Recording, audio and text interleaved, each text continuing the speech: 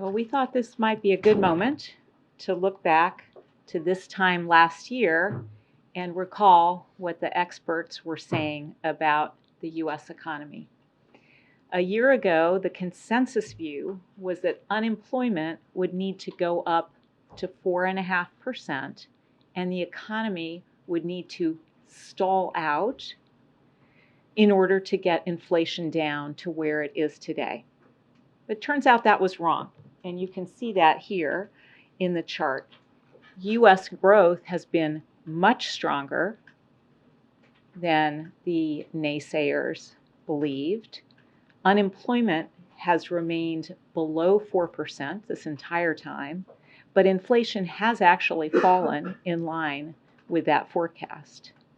In fact, today we learned that GDP grew by 4.9% in the third quarter, even as core PCE inflation on a quarterly basis fell to 2.4%, its lowest level in nearly 3 years. That strong economy is a testament to the resilience of American consumers and American workers, supported by President Biden's plan to grow the economy by growing the middle class. Consumer spending is robust as Americans have rejoined the labor force in record numbers, and real wages are up over the last year.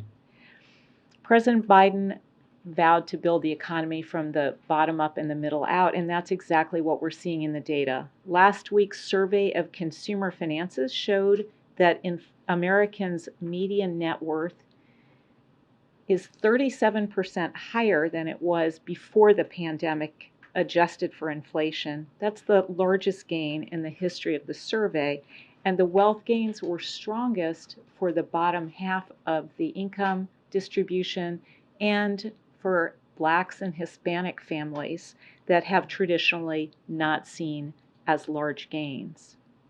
Just yesterday, the UAW and Ford reached a historic tentative agreement that provides a record increase for auto workers and is a testament to the president's strategy to ensure a strong future for auto manufacturing here in America with good union jobs. That's good news for American workers and good news for the future of the U.S. auto industry.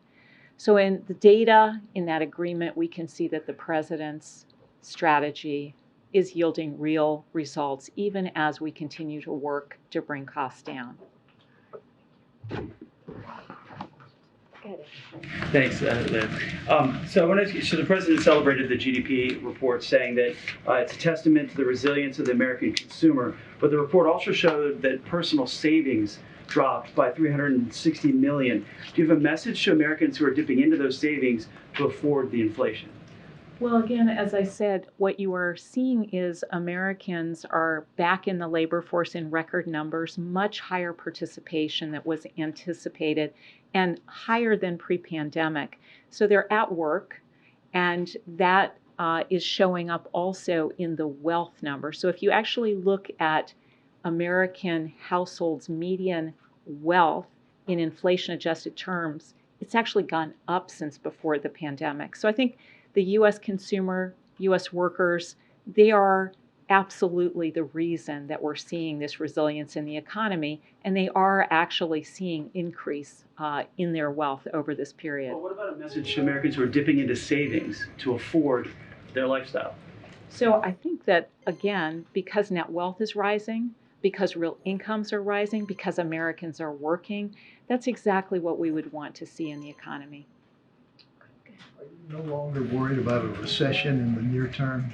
So I think the data in recent months has all pointed in the same direction, which is that we are seeing strong ongoing growth with inflation coming down. We're seeing unemployment staying below 4%, 20 months in a row now, with inflation coming down.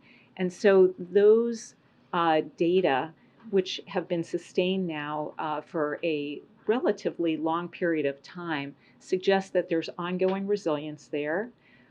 We're seeing small business formation at a record rate. There's a lot of dynamism in the economy that people are really taking notice of. And you know that the president has a historic legislation that is leading to historically high amounts of construction in the manufacturing sector. It's really leveraging private sector investment. So for all those reasons, the ability to see the economy continue growing with inflation down, strongest growth, lowest inflation among the G7. Yeah, John.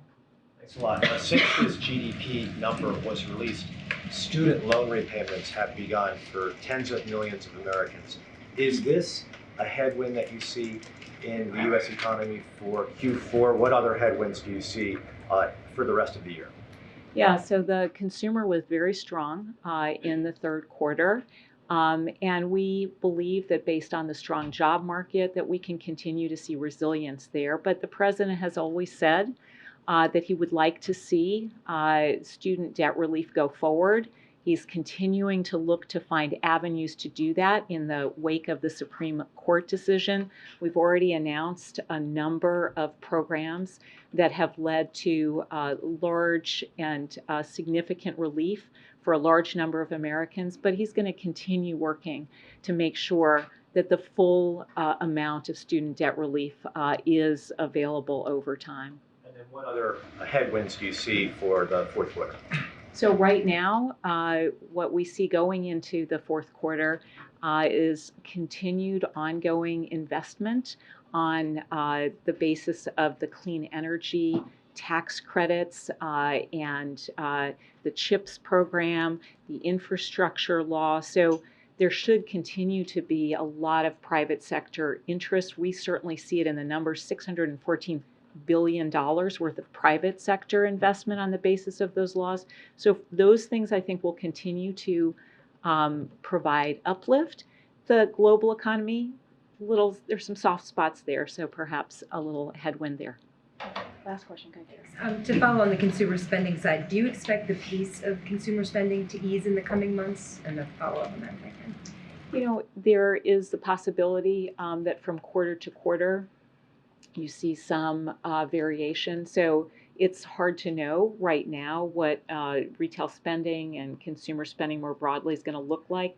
Again, consumers have good sources of income, real wages rising, strong employment, strong participation in the labor force. But from quarter to quarter, we could certainly see variations in the relative contribution of consumers relative to business investment, for instance. And how do you see the recent spike in borrowing costs affecting consumer spending? So certainly consumers and businesses are taking into account the cost of credit, and that is, I think, a headwind on the economy. Despite that, we've seen really strong GDP, 4.9% in the third quarter, and we think that's because there is strong support from the policy on the investment side of the economy, the president's historic legislation there, and his broader plan to grow the economy from the middle out. Okay, thank you so much. Thank Thanks, you. Leo.